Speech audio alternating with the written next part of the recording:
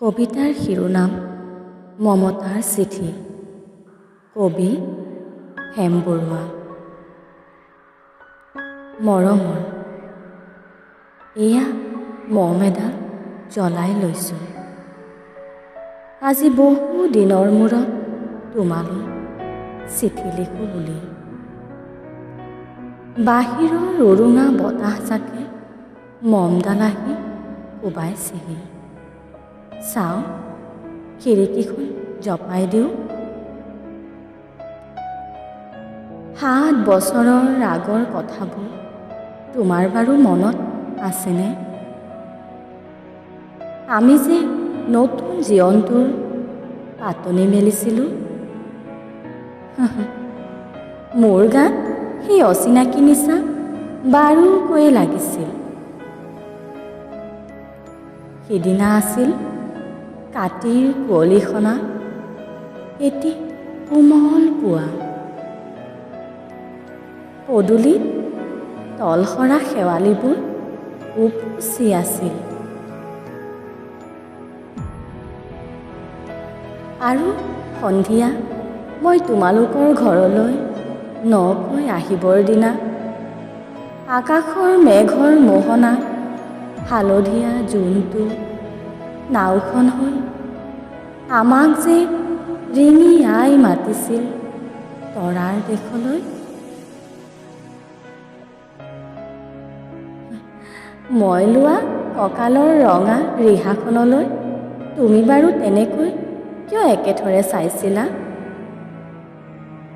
মোৰ কেনে লাগিছিল জানা?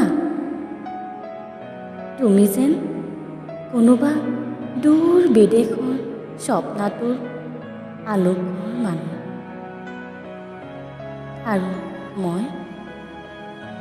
মই যেন তলসৰা এপাহ শেৱালি।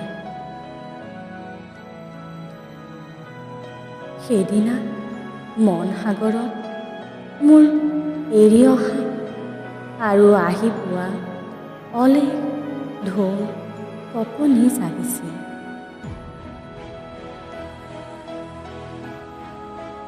তোমাৰ জানো এইবোৰ কথা মনত নাই? আমাৰ দেউতাই যে চিঠিত লিখিছিল, আই তই নতুন ঘৰখনত হাঁহি মাতি থাকিবি। এইবোৰ 7 বছৰৰ আগৰ কথা। মোৰ যে সকলোবোৰ পুৰাণৰ সাধু যেন লাগে।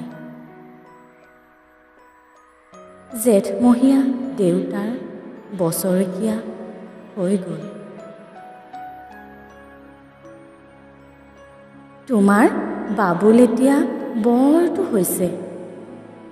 তাৰ ওপৰ পাৰিত এধান মানি ডালিম গুটি যেন দাঁত অকণি গজিছে। সি মোক একেবাৰে এৰিকেই নিদিয়ে। কেতিয়াবা মোৰ যে ইমান খং উঠে। তুমি নাই নহয় সেইকাৰণে। সি বাৰু মোৰ বগা সাজোৰলৈ এনেদৰে তধা লাগি চাই থাকে কিয়?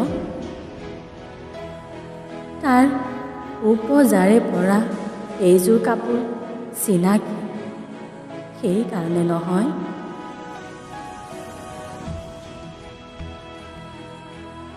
বাবুল এতিয়া বৰটো হৈছে বুজিছা। আৰু ডাঙৰ হ'লে স্কুলত তাক নাম লগাই দিম। সি স্কুলত থকা সময়খিনি মোৰ যে বুকুখন উদং হৈ থাকিব ভাই। আৰু কি লিখিম? বিশেষ একো নাই।